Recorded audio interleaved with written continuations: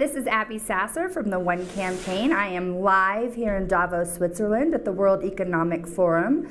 Follow us at hashtag SDG Live for the conversation. So I'm here with Elhadj Assi. Thank you for being here, sir. He is the head of the International Red Cross and the Red Crescent Societies. So thanks for being here and joining us. We're just going to have a conversation and tell me a little bit about why you're here at Davos. Yeah, thanks for having me, Abby. Davos, of course, is a great forum where you have different stakeholders, from the lives of politics, science, private sector, humanitarian actors, and actors, from the ground, coming and sharing different perspectives on the state, of the world. State of the world, that is impacted, of course, by many developments on the one hand, but on the other hand, by many challenges that people are facing in different parts of the world. And that, leading to gaps and disparities from a political, economic, social, and humanitarian point of view.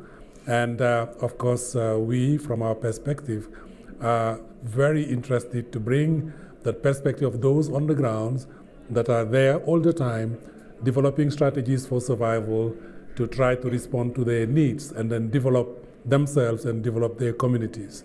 And that is also in the perspective of leaving no one behind, which is an inclusive growth, an inclusive development.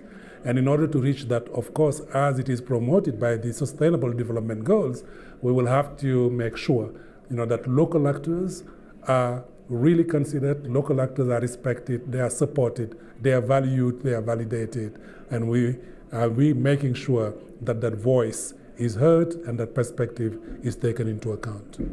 So you said leave no one behind, and that's a very specific part of the Sustainable Development Goals. We want to make sure, especially those that are the poorest of the poor, the most vulnerable, we don't leave those behind. So tell me a little bit more about how you make sure you're reaching those people. We know, first of all, that if you take the hardships, the vulnerabilities like disease burden, more than 50% of preventable maternal and then child deaths happen in fragile settings and in places that are hardest to reach and places that are fragile and in conflict situations, sometimes. How do we reach them? We are a network of 190 national societies present in 190 countries. We also are a network of 17 million volunteers on the ground that always live there in the communities, work in the communities, understand their cultures, understand the bottlenecks that may face, but more importantly, they understand the facilitating elements that they can really bounce back on and reaching people with the appropriate language they understand, the culture-sensitive messages that they understand, but more importantly, to deal with difficult issues related to epidemics like Ebola, HIV/AIDS, discrimination of people, gender discrimination, and all those, have to be put in a context of a mutual understanding and enabling environment free from fear, stigma, and discrimination. And we think that our volunteers are best placed to do that, and that is a great contribution that we bring from a local actor's point of view in responding to the development challenges in the world. So let's talk a little bit more about that local piece. We talk about in this work a lot about localization and that we want to make sure that we're empowering the individual. And of course, I think that's probably a very good part of the SDGs and something that we really need in order to get that done. So can you expand on that a little bit more for us? I think the one of the real great contribution of the SDGs is, its inclusive nature. The inclusive nature and also this idea of walking the last mile to the hardest reach and to the most vulnerable. As far as local actors are concerned, that last mile will be turned into the first mile, because that's exactly where they are. And then these are the local people that have the knowledge. If something is going wrong in the community, before anybody to realize it, they're the first one to know. They're the ones that knows that there are more people falling sick this year than before. They are the ones that know that maybe more animals are dying this year than compared to the last season.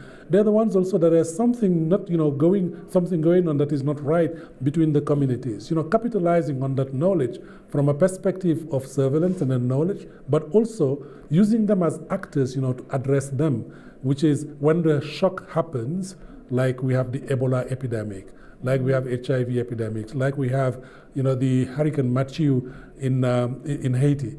Those are the ones that are the frontline workers, that are there first to provide, the life-saving measures, before any institution, come in.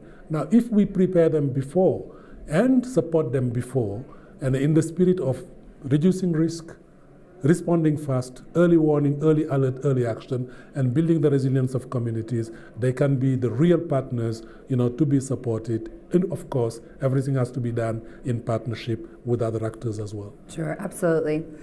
So we definitely don't have any short of crises right now, but what specifically is the Red Cross focusing on in your area right now? Unfortunately, we are in a world where we have, more protracted crises than ever before. We have more people in humanitarian needs and in needs of assistance than ever before. The numbers are just, mind-boggling.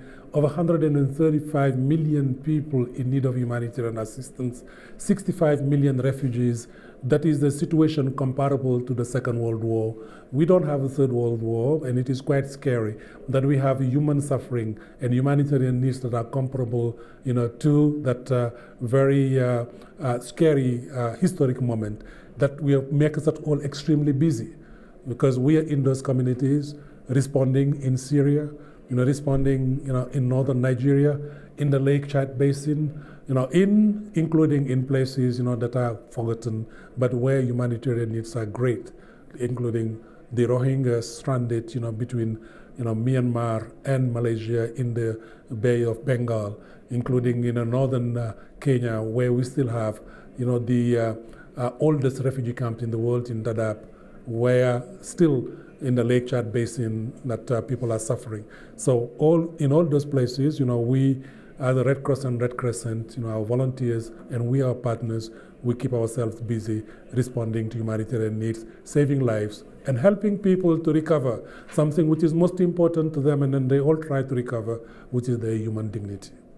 That's great. Well, thank you so much. Tell us a little bit, if people want to find out more, get more involved, where they can go, how they can do that.